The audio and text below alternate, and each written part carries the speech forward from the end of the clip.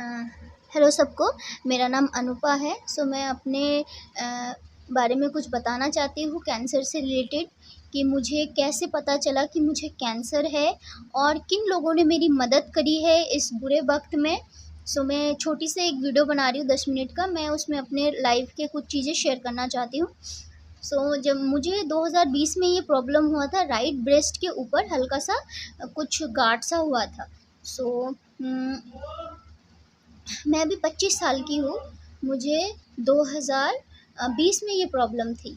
तो मैंने घर में बोला सबको, मम्मी मुझे यहाँ कुछ फ़ील होता है। तो मम्मी ने बोला डॉक्टर के पास चलते हैं। हम कुछ महीने बाद डॉक्टर के पास गए, तो डॉक्टर ने बोला ये आपका नॉर्मल है, कुछ नहीं है इसमें, फिर भी आपको अगर कुछ लग रहा है तो हम आपको टेस्ट के लिए भेज देते हैं। तो उन्होंने टेस्ट के लिए भेजा था।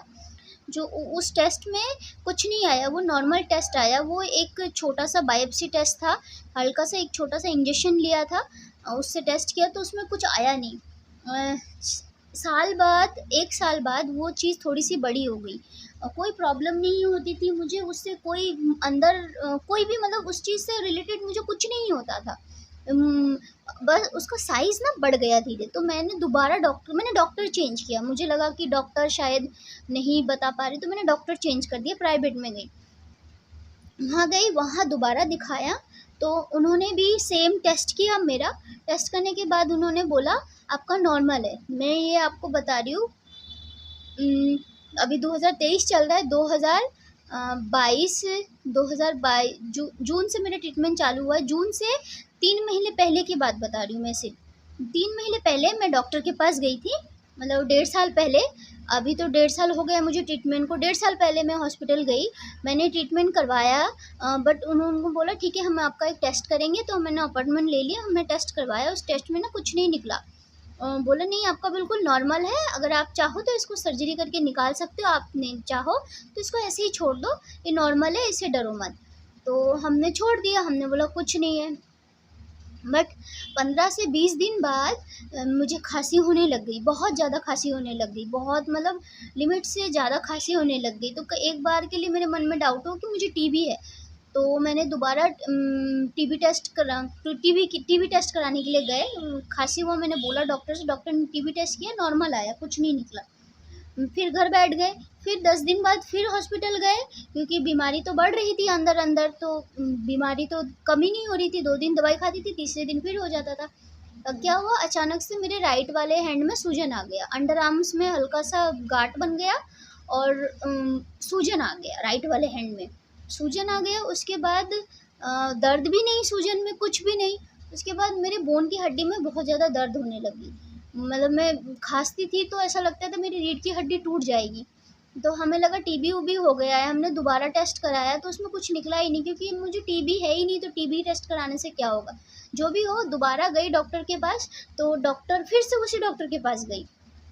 डॉक्टर के पास जाने के बाद मैंने उनसे बोला सर मुझे ये सब प्रॉब्लम हो रहा है। उन्होंने दोबारा बायोप्सी टेस्ट किया। बायोप्सी टेस्ट एक हल्का-सा इंजेक्शन लिया, उस जहाँ पे वो गाँठ था राइट ब्रेस्ट में, उसको उन्होंने पूरा ब्लेंड कर दिया। उसके बाद उन्होंने इंजेक्शन डाल के ना कुछ निकाला, बट हल्का-सा जैसे सुई होती है, उस वो छोटा-सा एक सुई था, उसको डाल के निकाला, कुछ नहीं निकला। उन्होंने बोला नॉर्मल है, कुछ नहीं है, आप डरो मत। उन्होंने हमें बोला सर्जरी करा लो, 70,000 रुपए दे दो, आप सर्जरी करा लो, कुछ नॉर्मल है, ठीक हो जाओगे।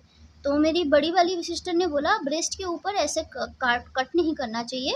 जब मैं घर में आई, डिस्कशन किया, मेरी 3 बड़ी-बड़ी बहनें, उनकी शादी हो गई। तो मेरी बड़ी वाली सिस्टर ने बोला आजकल ब्रेस्ट कैंसर बहुत ज़्यादा फैल रहा है, ऐसे ब्रेस्ट के ऊपर कैसे कटवा लेंगे, किसी अच्छे डॉक्टर को दिखाते। तो मेरे पास मैं एक्चुअली जॉब करती हूँ, तो मेरे पास कुछ मेडिकल क्लेम रहता है, तो उस वहाँ पे गई मैं, ईएसआई गई।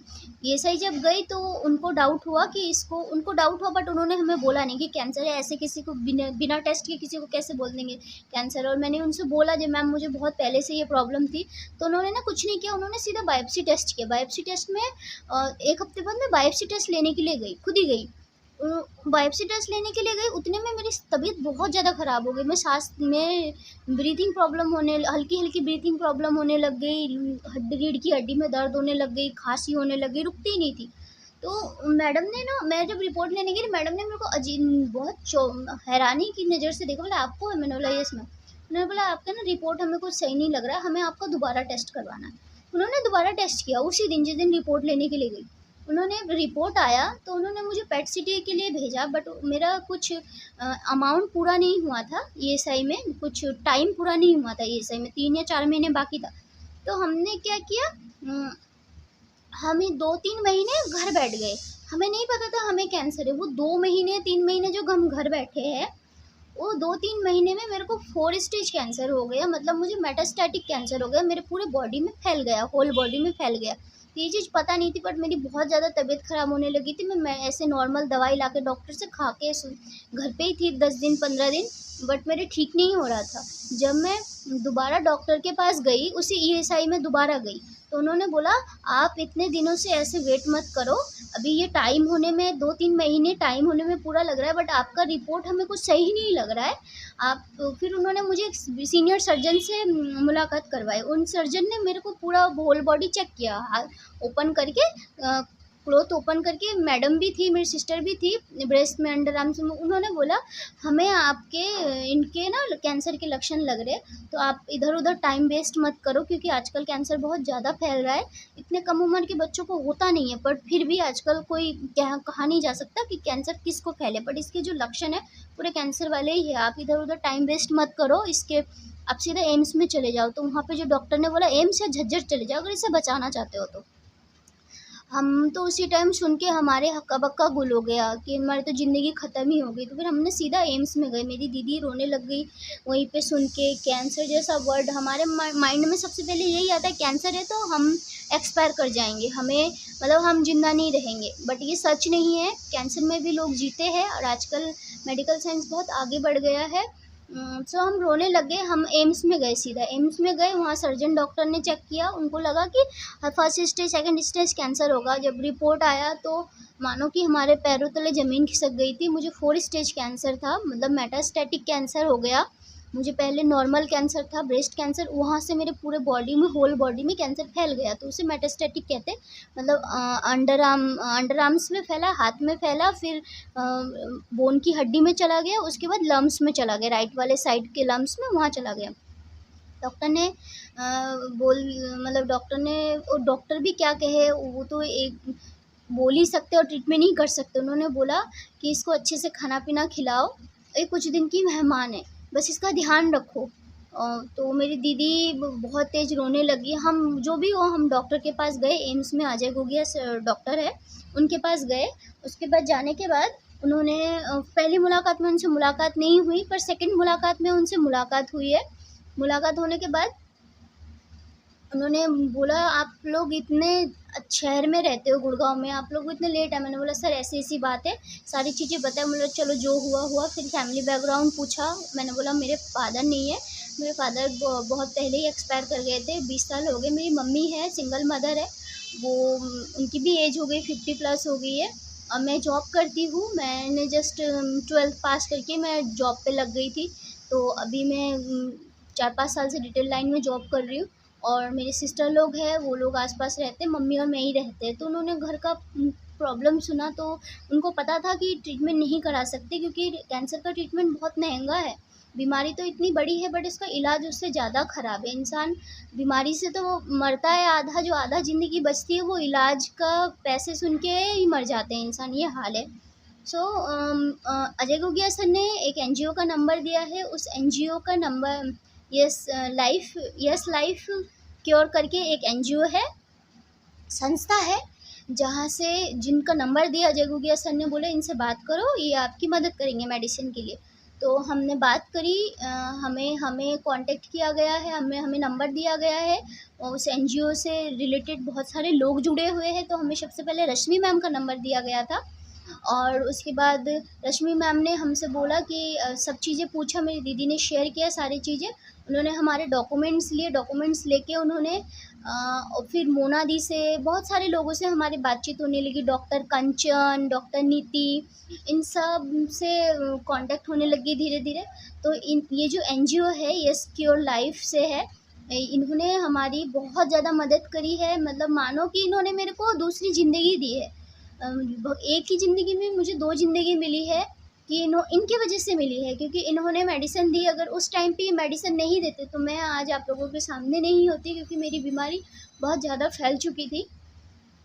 मेरी किस्मत ख़राब थी कि मैं टाइम से नहीं पकड़ पाई या टाइम से डॉक्टर के पास नहीं जा पाई। ये सब मेरे लिए सबसे बट जो भी हुआ, इस बुरे वक्त में इन्होंने मेरा साथ दिया, मेरे को न्यू लाइफ दिया, न्यू ज़िंदगी दिया है। सो मैं इनका धन्यवाद कैसे करूँ, मुझे कोई वर्ड नहीं है मेरे पास। फिर भी मैं थैंक यू बोलना चाहती हूँ मेरे को नई ज़िंदगी देने के लिए। ये लोग भगवान है मेरे लिए। ये एनजीओ वाले, मोना दीदी, डॉक्टर कंचन, डॉक्टर नीति, रश्मि मैम, अजय गोगिया सर, ये लोग भगवान है हमारे लिए। भगवान ने इन लोगों को भेजा है हमारे लिए कि इतने बुरे वक्त में अगर कोई साथ दिया तो इन लोगों ने दिया है। तो इन लोगों के लिए जितना बोले उतना कम है। बट ये जो बीमारी है ये बहुत ज़्यादा फैल रहा है हमारे इंडिया में। सो इस चीज़ को इग्नोर मत करो प्लीज़। और सबसे बड़ी बात है, मैंने जब ये एनजीओ का नंबर मिला, हमें पता नहीं था इतनी आसानी से हमें मेडिसिन मिल जाएगी। मैंने सिर्फ अपना रिपोर्ट भेजा, इन्होंने अगले दिन एड्रेस मांगा। घर एम्स में जब कीमो चढ़ाते थे, कीमो से पहले रात को कॉल करना पड़ता था, सुबह मेडिसिन दे के चले जाते थे। इन्होंने इतनी हेल्प करी है, मतलब बिलीव ही नहीं होता है कि इतने हेल्प भी कोई कर सकता है और कैसे हेल्प हो जाती है। सो कैंसर से डरना मत, हिम्मत रखो। हिम्मत से सब कुछ आप कर सकते हो। अगर मैं सर्वाइव कर पा रही हूँ तो बहुत सारे पेशेंट सर्वाइव कर पाएंगे। हमें एक दूसरे का साथ देना है, मोटिवेट रहना है हमेशा।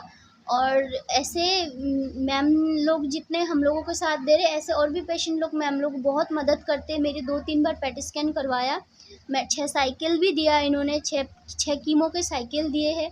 अभी भी कभी भी मदद चाहिए होता है, बेझिझक मैं इनसे बोलती हूँ और ये मेरी मदद करते हैं। तो थैंक यू मेरे को न्यू लाइफ देने के लिए मैम।